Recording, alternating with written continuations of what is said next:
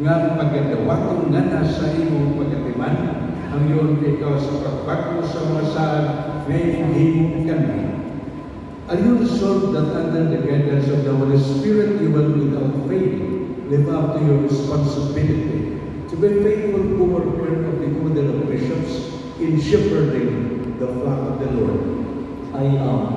Are you resolved that in the grace of God and for the sanctification of the Christian people, you will celebrate the mysteries of Christ devoutly and faithfully and in accord with the tradition of the Church?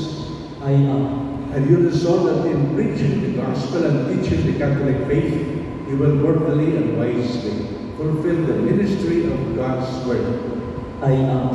And you resolve that you will bind yourself ever more closely to Christ, the High Priest, who has offered himself to the Father as his spotless victim, and that with Christ you will consecrate yourself to God for the salvation of your brothers and sisters. I am.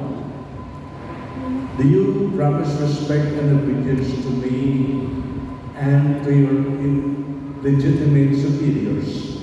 I do. May God who has begun the good work in you bring it to fulfillment. Amen.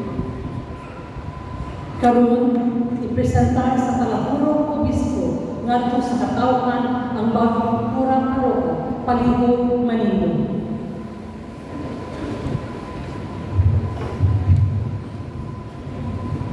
Mga inyong bagong katawan sa Diyos, dawat ang inyong bagong pagbalantay, Reverendo Padre Dinido Binian Tumon.